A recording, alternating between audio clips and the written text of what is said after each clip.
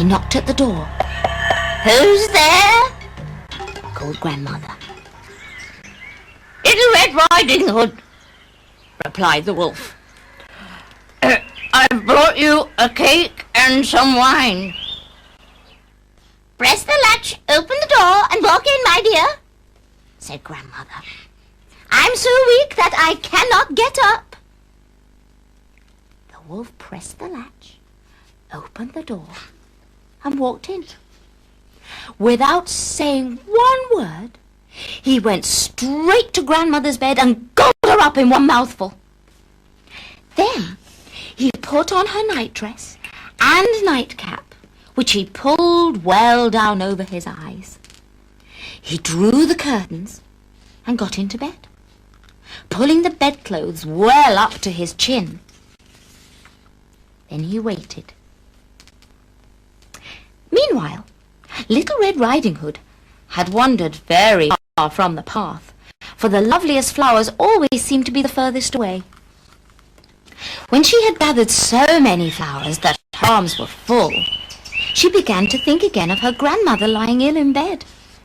She returned to the path and went on her way. When Little Red Riding Hood arrived at her grandmother's cottage, she was surprised to find the door standing open. "Good morning, Grandmother," she called out, and went inside. But she got no reply. Then Little Red Riding Hood began to feel a little uneasy. She went up to the bed and drew back the curtains. There lay her grandmother, with her cap pulled down to her eyes and the bedclothes pulled up to her chin, looking very strange. "Oh, Grandmother," she cried, "what big ears you have!" "All the better to hear you with, my dear," came the reply. "Oh, Grandmother, what big eyes you have!" "All the better to see you with, my dear." "Oh, Grandmother, what big hands you have!" "All the better to hug you with, my dear." "Oh, Grandmother, what a big mouth you have!" "All the better to eat you with, my dear." With these words, the wolf jumped out of bed and gobbled up Little Red Riding Hood in one mouthful. Then he climbed into bed, lay down, and fell fast asleep. Soon he began to snore. Now he snored so loudly that the cottage shook. Just at that time, Little Red Riding Hood's father was passing nearby. He heard these awful snores coming from the cottage. I thought, I'd better go in and see why Little Red Riding Hood's grandmother was snoring so loudly. When he went up to the bed, he saw the wolf lying there. "You wicked creature!" he cried in a rage. "I've long wanted to get my hands on you."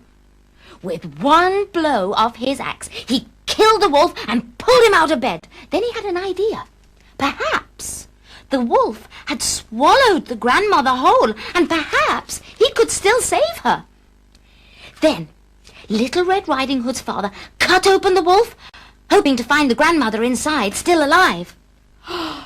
What was his surprise when up popped a red hood. And then what?